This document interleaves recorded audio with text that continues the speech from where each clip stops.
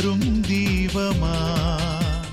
அன்பானவர்களே, ஆண்டவரும் இரட்சகருமாகிய இயேசு கிறிஸ்துவின் இனிய நாமத்தில் இந்த தொலைக்காட்சி நிகழ்ச்சிகளை பார்க்கும் உங்கள் யாவரையும் அன்போடு வாழ்த்துகிறேன்.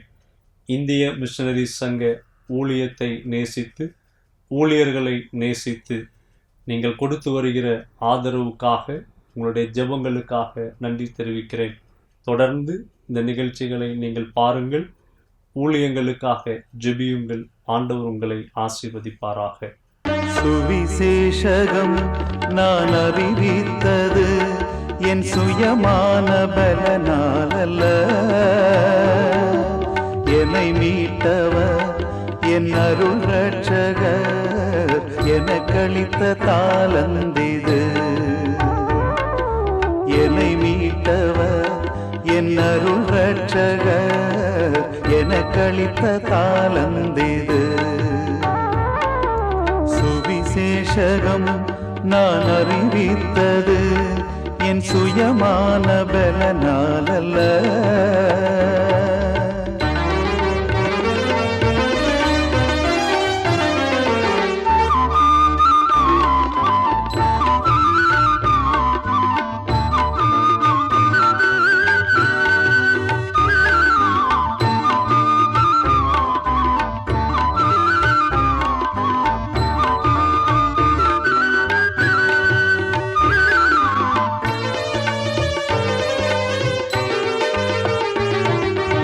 உற்சாகமாய் முழுதாகமாய் செய்கின்ற பணியும் இது.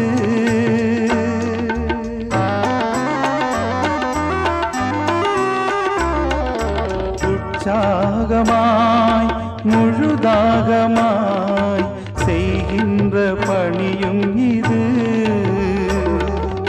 உலகெங்கும் அவர்காய் பணி செய்திட எனக்களித்த தருணம் இது.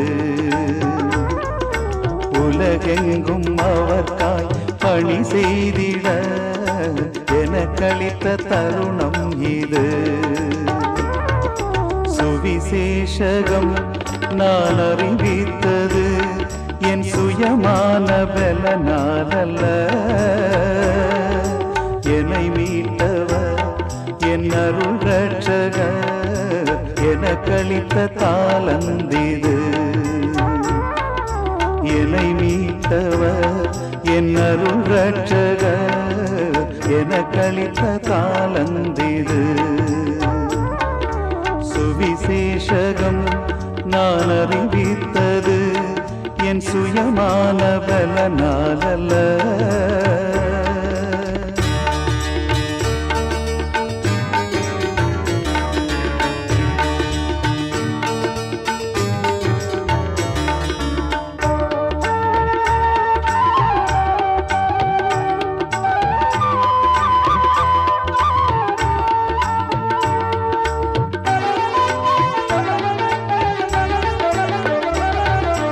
அழிகின்றதே பெரும் மந்தைகள் அறிவிக்க வருவாரில்லை.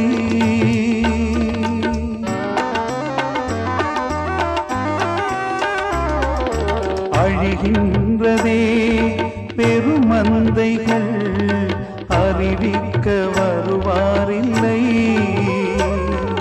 தாகம் உண்டோ நீ எழுந்தோடிடு, பரிசுத்த ஆவியுண்டு. தாகம் உண்டோ நீ எழுந்தோடிடு, பரிசுத்த ஆவியுண்டு. சுவிசேஷகம் நான் அறிவித்தது என் சுயமான பலனாலல்ல, என்னை மீட்டவர் என் அருள் ரட்சகர் எனக்களித்த தாளந்திது. என்னை மீட்டவர் என் அருள் ரட்சகர் எனக்களித்த தாளந்திது. சுவிசேஷகம் நான் அறிவித்தது என் சுயமான பலனாலல்ல,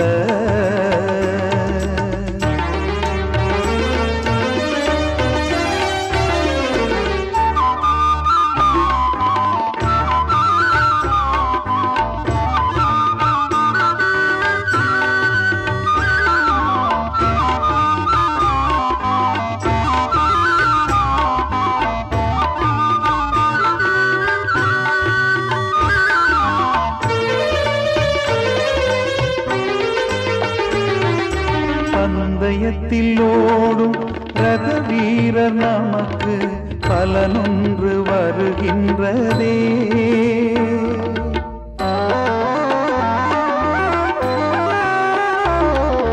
பந்தயத்தில் ஓடும் ரத வீரர் நமக்கு பலனொன்று வருகின்றதே. அழியா கிரீடம் நான் சூடிடவே தேவானின் கிருபை இது. அழியா கிரீடம் நான் சூடிடவே தேவானின் கிருபை இது. சுவிசேஷகம் நான் அறிவித்தது என் சுயமான பலனாலல்ல. என்னை மீட்டவர் என் அருள் ரட்சகர் எனக்களித்த தாளந்திது. என்னை மீட்டவர் என் அருள் ரட்சகர் எனக்களித்த தாளந்திது. சுவிசேஷகம் நான் அறிவித்தது என் சுயமான பலனாலல்ல. இந்திய மிஷனரி சங்கம் வெள்ளாளன் வழியில் பிறந்த பேராய வேதநாயகம் சாமுவேல் அசரியா அவர்களால் 1903 ஆண்டு பிப்ரவரி மாதம் 12ஆம் நாள் ஆரம்பிக்கப்பட்டது. இந்திய தேசத்தின் 26 மாநிலங்களிலும் 2 யூனியன் பிரதேசங்களிலும் நாம் சுவிசேஷ பணியினை நிறைவேற்றி வருகிறோம். இந்திய மிஷனரி சங்கத்தில் 1204 பேர் மிஷனரிகளாகவும் 445 பேர் உதவியாளர்களாக பள்ளி, விடுதி மற்றும் சமுதாய பணிகளிலும் 172 பேர் அலுவலகம் மற்றும் அபிவிருத்தி பணிகளிலும் ஈடுபட்டு வருகின்றனர். இந்திய தேசத்தின் 284 மாவட்டங்களில் உள்ள 56,650 கிராமங்களை நாம் சுவிசேஷத்தால் சந்தித்து வருகிறோம். ஆண்டவரை ஏற்றுக்கொண்ட முதல் தலைமுறை விசுவாசிகள் 452 இடங்களில் ஆலயங்களிலும் 11,063 இடங்களில் வீடுகளிலும் திறந்த வெளிகளிலும் கூடி தேவனை ஆராதித்து வருகின்றனர். கோயா மொழியில் ஒடியா எழுத்துக்களை கொண்டு வேதாகமத்தை மொழிபெயர்த்து வருகிறோம். புதிய ஏற்பாட்டுடன் சங்கீதம் மற்றும் நீதிமொழிகள் கோயா மொழியில் உள்ள 2 பேச்சு வழக்குகளிலும் மொழிபெயர்க்கப்பட்டு எழுத்து மற்றும் ஆடியோ வடிவில் வெளியிடப்பட்டுள்ளது. பழைய ஏற்பாட்டில் மோசையின் 5 ஆகமங்கள் மொழிபெயர்க்கப்பட்டுள்ளது. மற்ற பகுதிகளில் மொழிபெயர்ப்பு பணிகளுக்காக ஜெபியுங்கள். அடிப்படை வசதிகளற்ற நிலையில் வாழும் ஆதிவாசி பிள்ளைகளுக்காக 32 இடங்களில் நாம் நடத்தி வரும் விடுதிகளில் 2232 பிள்ளைகளும் 63 இடங்களில் நாம் நடத்தி வரும் பகல் நேர பராமரிப்பு மையங்களில் 2377 பேரும் பராமரிக்கப்பட்டு வருகின்றனர். நம் விடுதி பிள்ளைகள் 24 பேரை இன்ஜினியரிங், நர்சிங் மற்றும் கலை அறிவியல் போன்ற உயர்கல்வி படிப்பதற்கு உதவி செய்து வருகின்றோம். கல்விக்கான வாய்ப்புகளற்ற நிலையில் வாழும் பிள்ளைகளுக்கென நாம் நடத்தி வரும் 7 பள்ளிக்கூடங்களில் 4102 பிள்ளைகள் கல்வி பயின்று வருகின்றனர். 3 இடங்களில் மருத்துவ மையங்களையும் 2 மருத்துவமனைகளையும் நடத்தி சிகிச்சையோடு தேவன் அருளும் விடுதலையையும் கொடுத்து வருகிறோம். தையல் பயிற்சி மையங்கள் 77 இடங்களிலும் கம்ப்யூட்டர் பயிற்சி மையங்கள் 7 இடங்களிலும் நாம் நடத்தி வருகிறோம். பார்வையற்றோருக்கான விடுதி ஒன்றையும் ஏழை வயோதிப விதவைகளுக்கான நல உதவி மையம் ஒன்றையும் நாம் நடத்தி வருகிறோம். இப்பணிகளுக்காக ஜெபியுங்கள், உதவி செய்யுங்கள். ஒரு மிஷனரியை ஆதரிக்க மாதம் ரூபாய் 4000 தேவை. ஒரு ஆதிவாசி பிள்ளையை ஆதரிக்க மாதம் ரூபாய் 1000 தேவை. பகல் நேர பராமரிப்பு மைய குழந்தை ஒன்றை ஆதரிக்க மாதம் ரூபாய் 500 தேவை. கிராமம் ஒன்றிற்கு நற்செய்தி அறிவிக்க மாதம் ரூபாய் 500 தேவை. மிஷனரிகளின் மருத்துவ தேவையை சந்திக்க மாதம் ரூபாய் 300 தேவை. வாருங்கள், நாம் இணைந்து செயல்படுவோம். இந்திய தேசம் இயேசுவை அறிய செய்வோம்.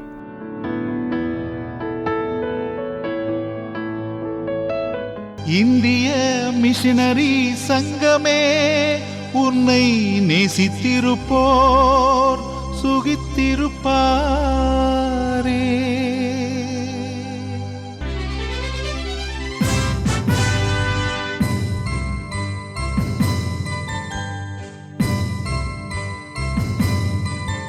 ஆண்டவராக இயேசு கிறிஸ்துவின் நேயற்ற நாமத்தினாலே இந்திய விசுவாச சங்கத்தின் மூலமாக உங்களை காண்பதிலே, தேவனுடைய வார்த்தைகளை பகிர்ந்து கொள்வதிலே மகிழ்ச்சி அடைகிறேன்.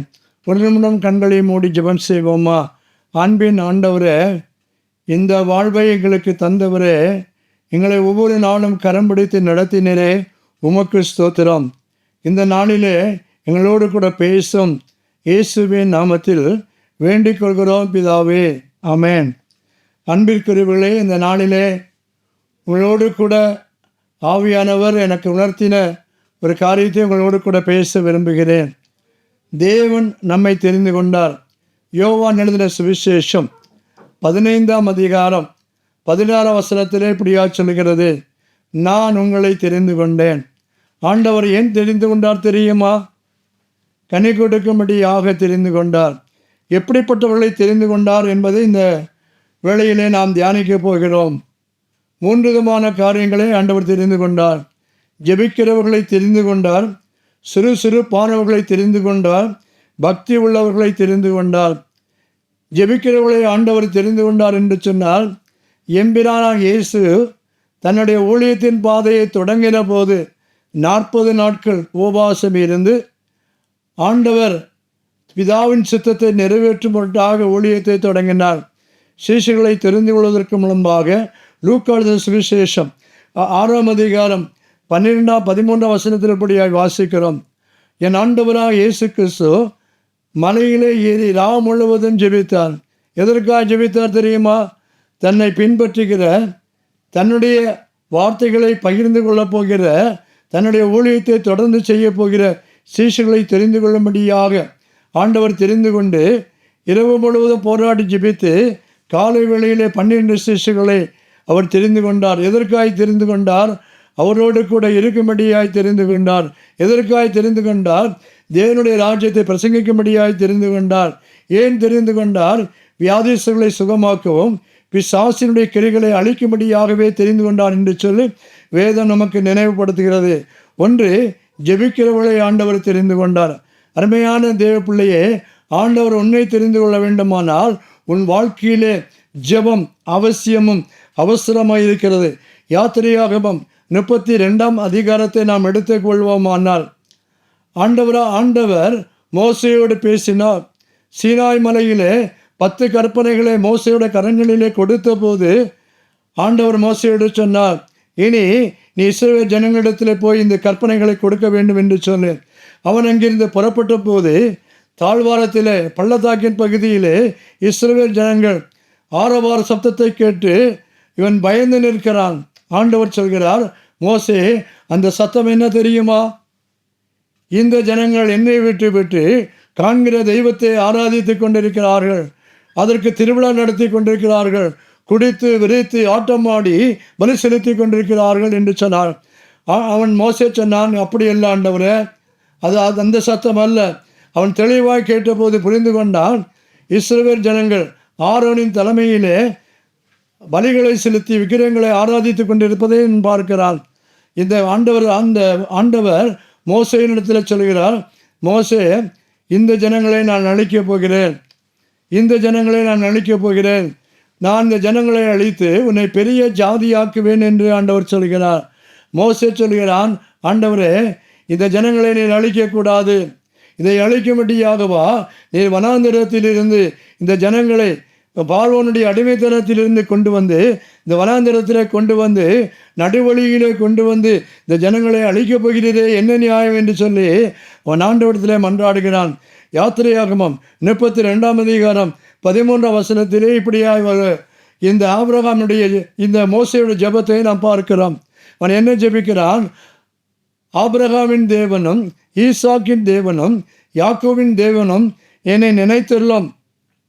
ஆண்டவரே, நீ இந்த சந்ததியை பெருக பண்ணி இந்த சந்ததிக்கு தேசத்தை கொடுப்பேன் என்று சொல்லி அவன் ஆண்டவருடைய சமூகத்தில் அவன் கருத்தாக ஜெபிக்கிறான், கெஞ்சி பிரார்த்திக்கிறான். 32ஆம் அதிகாரம் யாத்திரையாக 32ஆம் அதிகாரம் 13ஆம் வசனத்தில் இப்படியாய் வாசிக்கிறான். அவன் கெஞ்சி பிரார்த்திக்கிறான், ஆண்டவரே, இந்த ஜனங்களை நீர் அழிக்கக்கூடாது என்று சொல்லி அவன் கெஞ்சி பிரார்த்திக்கிறான். என்னாகுமோ புஸ்தகத்தில் நாம் வாசிக்கும் பொழுது 12ஆம் அதிகாரம் 13ஆம் வசனத்தில் வாசிக்கிற பொழுது தன்னுடைய சகோதரியாக மிரியமுக்காக அவன் கெஞ்சி பிரார்த்திப்பதாய் வாசிக்கிறோம். அருமையான தேவ பிள்ளைகளே, எதற்காக மிரியமுக்காய் ஜெபிக்கிறான்? அவனை விட 11 வயது மூத்த உள்ள மிரியம் என்று சொல்லுகிற சகோதரி, அவள் ஆண்டவருக்கு விரோதமாய் பாவம் செய்வது மாத்திரமல்ல, மோசேக்கு விரோதமாய் சொன்னபோது ஆண்டவர் அந்த மிரியத்தின் மீது கோபப்பட்டு குஷ்டரோகத்தை அனுப்புகிறார். அவள் குஷ்டரோகியாகிறாள். மிரியத்திற்காக மோசே கண்ணீரோடு ஜெபிக்கிறான். ஆண்டவரே, அவள் செய்த பாவத்திற்கு தக்கதாக அவளை தண்டியாதபடி என் நிமித்தமாய் என்னை நினைத்திருளி என் சகோதரியாகி மிரியத்தை நீர் அழித்து போடாதபடி, குஷ்டரோகியினாலே அவளை கொண்டு விடாதபடி அவளுடைய பாவங்களை மன்னித்து ஒரு விசை கூட அவருடைய வியாதியிலிருந்து சுகமாக்கும் என்று சொல்லி மன்றாடுவதாய் வாசிக்கிறோம். அருமையான தேவ பிள்ளையே, ஜெபிக்கிறவர்களுக்கு பொறாமை இல்லை, ஜெபிக்கிறவர்களுக்கு மன்னிப்பு உண்டு, ஜெபிக்கிறவர்களுக்கு அன்பு உண்டு. இதைத்தான் இந்த முதல் பகுதியிலே நாம் வாசிக்கிறோம். இரண்டாவது அங்கே பார்க்கும் பொழுது ஆண்டவர் சுறுசுறுப்பானவர்களை ஆண்டவர் தெரிந்து கொண்டார். என் ஆண்டவருக்கு வேண்டியது சோம்பேறி அல்ல. நீதிமொழியின் புஸ்தகத்தில் வாசிக்கிற போது, சோம்பேறியே நீ எருமையினிடத்திலே கற்றுக்கொள். மத்தேயு சுவிசேஷம் 9ஆம் அதிகாரம் 9ஆம் வசனத்தில் வாசிக்கிற பொழுது, ஆயத்திரையிலே வரி வசூலித்துக் கொண்டிருக்கிற மத்தேயுவை ஆண்டவர் அழைக்கிறார். லேவி என்ற மத்தேயுவை அழைக்கிறார். எந்த சூழ்நிலையில் அழைக்கிறான்? தூங்கி கொண்டிருக்கும் பொழுது அல்ல, அவன் சோம்பேறியாய் அவன் இருக்கும்போது அல்ல, அவன் சுறுசுறுப்பாய் தன்னுடைய வேலை செய்யும் போது ஆயத்துறை இருக்கிற மத்தேயுவை அழைத்தார். அருமையான தேவ பிள்ளையே, ஆண்டவர் உன்னை தெரிந்து கொள்ள வேண்டுமானால் நீ செய்ய வேண்டிய காரியம் ஜெபிப்பது மாத்திரமல்ல, நீ சுறுசுறுப்பாக இருக்க வேண்டும்.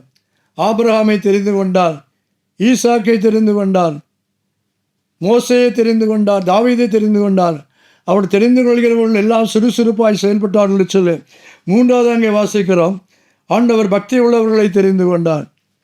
4ஆம் சங்கீதம் 3ஆம் வசனத்தில் வாசிக்கிறோம், பக்தி உள்ளவர்களை தேவன் தெரிந்து கொண்டார். நம்முடைய பக்தி எப்படியாக இருக்கிறது? அருமையான தேவ பிள்ளையே, பக்தி எப்படிப்பட்ட பக்தியாக இருக்க வேண்டும் தெரியுமா? எப்படி உள்ள பக்தி உள்ளவர்களை ஆண்டவர் தெரிந்து கொள்கிறார். ஆண்டவருக்காய் வைராக்கியமாய் ஊழியம் செய்கிற பக்தி உள்ளவர்களை ஆண்டவர் தெரிந்து கொண்டார். எலியா என்கிற தீர்க்கதரிசியை குறித்து வாசிக்கிற பொழுது, அவன் ஆண்டவருக்காய் பக்தி வைராக்கியமாய் ஊழியம் செய்தான் என்று வச்சனை வாசிக்கிறோம்.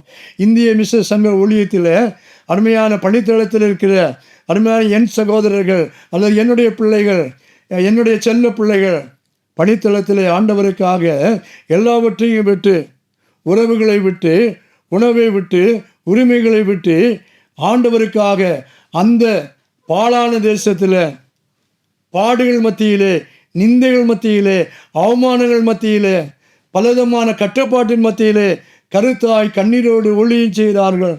காரணம் என்ன தெரியுமா?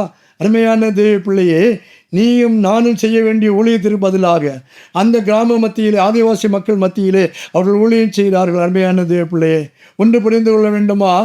பணித்தளத்தில் உள்ள செய்திகளை நீங்கள் வாசிப்பினால் புரிந்து கொள்ள முடியும்.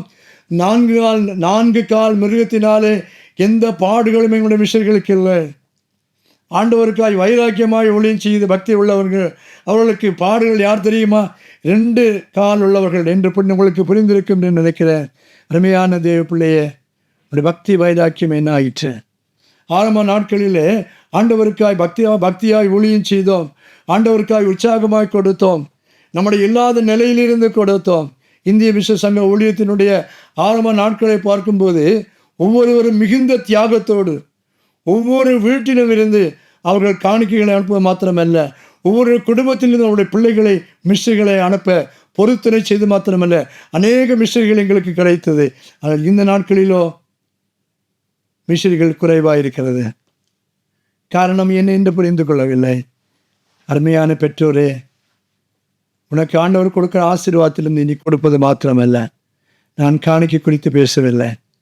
கொடுக்கப்பட்ட நேரம், தாளந்து, உன் பிள்ளைகள் ஐயா வருடத்திற்கு 1 வருடமாவது அல்லது 2 வருடமாவது உன் பிள்ளைகளுக்கு எந்த தாளந்து இருக்கிறது, என்ன இதை பயிற்சி பெற்றார்களோ படித்தளத்தில் இருக்கிற எங்களுடைய மிஷர்களுக்காக நாங்கள் எடுத்து வளர்க்கிற அது மாதிரி அருமையான எங்களுடைய ஆதிவாசி பிள்ளைகளுக்காக ஊழியம் செய்ய நீ ஆயத்தமா? 3வது இங்கே வாசிக்கலாம். அருமையான தேவ பிள்ளைகளை, தாவீது என்கிற ஒரு ஆட்டிடையனை, ஒரு மேய்ப்பனை குறித்து நான் வாசிக்கிறோம். தாவீது சவுல் ராஜாவினிடத்திலே போகும்போது பெலிஸ்தீன் ஆகிய கோலியாத் அவன் இஸ்ரவேல் தேவனுக்கு விரோதமாக அவன் சபிக்கவும் சவால்விடம் செய்தான். தாவீது சவுல் ராஜாவினிடத்திலே போய் சொல்கிறான், ராஜாவே, இந்த பெலிஸ்தீன் ஆகிய கோலியாத்தை நான் வீழ்த்துகிறேன். இது உன்னால் முடியாது தம்பி. It's totally impossible to you. அவன் சொல்லுகிறான், நான் யாரை நம்பினேன் தெரியுமா? என்னுடைய ஆடுகளை சிங்கத்தின் கைகளிலிருந்தும் கரடின் கையிலிருந்தும் தப்புவித்தவர் என்னோட கூட இருப்பானாரா? இந்த பெலிஸ்தியர் ஏமாற்றம். 1 சாமுவேலின் புஸ்தகம் 17ஆம் அதிகாரம் 45ஆம் வசனத்தில் இப்படியாய் வாசிக்கிறோம். இந்த பெலிஸ்தியனாகிய கோலியாத்தை முகமுகமாய் அவன் சந்திக்கிற போது அவன் சொன்ன ஒரு வார்த்தை, நானோ நீ நிந்தித்த இஸ்ரவேலின் ராணுவன் தேவனுடைய நாமத்தில் வருகிறேன் என்று சொல்லி பக்தி வைராக்கியமாக சொன்னது மாத்திரமல்ல, அவன் ஆண்டவருடைய நாமத்தில், ஆண்டுடைய விசுவாசத்தில், ஆண்டவருடைய விசுவாசத்தில் அவன் வீழ்த்தினான் என்று சொல்லி வாசிக்கிறோம். அருமையான தேவ பிள்ளையே, தாவீதின் அனுபவம் அதுவாக இருக்கிறது. என்னோட பக்தி என்ன தெரியுமா? கர்த்தர் என் அடைக்கலம், கர்த்தர் என் ஜீவன் பலனானவர், கர்த்தர் மேய்ப்பராக இருக்கிறார், எனக்கு ஒன்றுக்கும் குறைவில்லை. அருமையான தேவ பிள்ளையே, ஒரு பெரிதான நோக்கத்தோடு இந்த பூமியிலே என்னையும் உங்களை வைத்திருக்கிறார். ஒரு பெரிதான நோக்கத்தோடு ஆண்டவர் நமக்கு ஜீவனை தந்திருக்கிறார். அவர் நம்மை தெரிந்து கொண்டார். என் இயேசுவின் அன்பு மாறாத அன்பு. நாம் பாவியாக இருக்கும்போது ஆண்டவர் நம்மை தேடி வந்தார், நம்மை தெரிந்து கொண்டார். ராஜாக்களுக்கு முன்பு அவர் நம்மை உயர்த்தி இருக்கிறார். நம்முடைய வாழ்க்கையினை நாம் திரும்பி பார்க்கும்போது நாம் குறைவுள்ளவர்களாக இருந்தோம், மற்றவர்களால் மறக்கப்பட்ட வேளையில் இருந்தோம், நாம் தூரமாக இருந்தோம். நாம் தூரமாக இருந்தபோது என் கல்வாரியின் நாயகனாய் இயேசு உடைய அருகாமையிலே வந்தார். ஆண்டவரே, நீர் எனக்கு வேண்டாம், நீர் கொடுத்த ஆசீர்வாதம் போதும் என்று சொல்லி இருந்த வேளையிலும் கூட அவர் ஆசீர்வாதத்தை கொடுத்தது மாத்திரமல்ல, மகனே மகளே, நீ எனக்கு தேவை, நீ எந்த நிலையில் இருக்கிறாய் என்பது எனக்கு தெரியாது, அது ஒன்று தெரியும், நீ எந்த நிலையில் இருந்தாலும் ஆஸ் இட் இஸ் உன்னை அப்படியே ஏற்றுக்கொள்ள என் ஆண்டவர் ஆயத்தமாக இருக்கிறார்.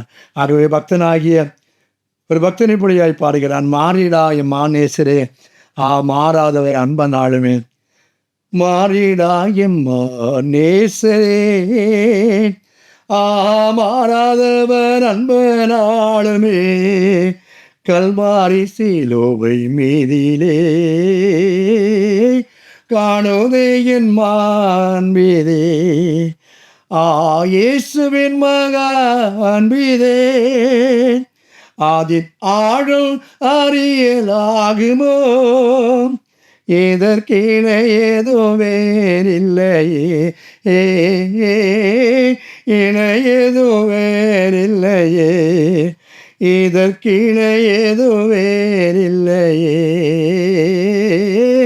இன ஏதோ வேறில்லையே, பாவியாக இருக்கையிலே அன்பால் பாரில் உன்னை தேடி வந்தாலே, நேசன் என்று உன்னை தள்ளாமலே நேசனாக மாற்றிடவே, இயேசுவின் மகா அன்பிதே, அதில் ஆடும் அறியலாகுமோ, இதற்கின ஏதோ வேறில்லையே, இன ஏதோ வேறில்லையே, இதற்கின ஏதோ வேறில்லையே, இன ஏதோ வேறில்லையே, உள்ள தாளவரை தள்ளினோம் தம் உள்ளம் போலே ரசித்ததினால் அல்லல் யாவும் அகற்றிடவே, ஆதிதேவன் பலியானாரே, இயேசுவின் மகா அன்பிதே, அதில் ஆடும் அறியலாகுமோ, இதற்கின ஏதோ வேறில்லையே, இன ஏதோ வேறில்லையே, இதற்கின ஏதோ வேறில்லையே, இன ஏதோ வேறில்லையே. அன்பிற்குரியவர்களே, இயேசுவின் அன்பு மாறாத அன்பு. அதற்கு பூமியிலே இணையாக நிகராக ஒன்றுமில்லை. அந்த கல்வாரி அன்பினாலே நம்மை ஒவ்வொரு நாளும் நடத்துகிற அந்த அப்பாவுக்கு முன்பாய் பிள்ளைகளாகிய நாம் நம்மை முழுமையாய் அர்ப்பணிக்கும் போது நம்முடைய வாழ்க்கையிலே நாம் விரும்புவதற்கு மேலானவைகளை செய்வார். வேதம் சொல்கிறது, கர்த்தர் உன் மன வேண்டுதல்களை எல்லாம் நிறைவேற்றுவராக. அருமையான தேவ பிள்ளையே, செய்தியை கேட்டுக்கொண்டிருக்கிற கண்டு கொண்டிருக்கிற என அன்பு தகப்பனே தாயே, உன்னுடைய பிரச்சனை என்ன என்று தெரியாது, ஆனால் உன் பிரச்சனைகள் ஒரு காண்கிற தேவன். அந்த கூனியாய் ஸ்திரியை ஆண்டவர் கண்டார், சுகம் கொடுத்தார். 38 வருஷமாய் வியாதியாக இருந்த மனிதனை என் ஆண்டவர் கண்டார். இந்த வேளையிலும் கூட அருமையான தேவ பிள்ளையே, உன்னை அர்ப்பணிக்க ஆயத்தமா ஆண்டவரத்தில் சொல்லு, ஆண்டவரே ஒரு என்னை நோக்கி பாரும், ஆண்டவரே ஒரு விஷயம் நோக்கி பாரும், என் வியாதி மாறும், என் கவலைகள் தீரும், என் கடன் பிரச்சனை மாறும். ஆண்டவரே ஒரே ஒரு விஷயம் என்னை நோக்கி பாரும். அவர் நோக்கி பார்க்கிற ஆண்டவர். ஆகார் என் ஆண்டவர் கொடுத்த பெயர், நீர் என்னை காண்கிற தேவன். அந்த காண்கிற தேவனிடத்திலே நம்மை முழுமையாக அர்ப்பணிக்கும் போது நம்முடைய வாழ்க்கையிலே நாம் விரும்புவதற்கு மேலானவைகளை செய்ய ஆயத்தமாக இருக்கிறார். இருந்தபடியா ஜெபிப்போமா? அன்பின் பிதாவே, இந்த நாளிலே கூட எங்களோடு கூட நீர் பேசினதற்கு ஸ்தோத்திரம். பலவீனமானவர்களை எங்களை தெரிந்து கொண்டீரே, ஜெபிக்கிறவர்களை தெரிந்து கொண்டீரே, பக்தி வைராக்கியமுள்ளவர்களை தெரிந்து கொண்டீரே, சுறுசுறுப்பானவர்களை தெரிந்து கொண்டீரே. ஸ்தோத்திரம். இயேசுவின் நாமத்தில் வேண்டிக் கொள்கிறோம் பிதாவே. ஆமென், ஆமென். அன்பானவர்களே, இதுவரை நீங்கள் பார்த்த இந்த நிகழ்ச்சி உங்களுக்கு ஆசீர்வாதமாக இருந்திருக்கும் என்று கர்த்தருக்குள் நம்புகிறோம். தொடர்ந்து வரும் நாட்களிலும் இந்த நிகழ்ச்சிகளை நீங்கள் தவறாது பாருங்கள். இந்திய மிஷனரி சங்க ஊழியர்களுக்காக தொடர்ந்து ஜெபியுங்கள். ஊழியங்களோடு உங்களுடைய ஆதரவு கரங்களை இணைத்துக் கொள்ளுங்கள். ஆண்டவர் உங்களை ஆசீர்வதிப்பாராக. இந்திய மிஷனரி சங்கமே, உன்னை நேசித்திருப்போர் சுகித்திருப்பாரே. IMS, IMS, IMS, IMS, IMS.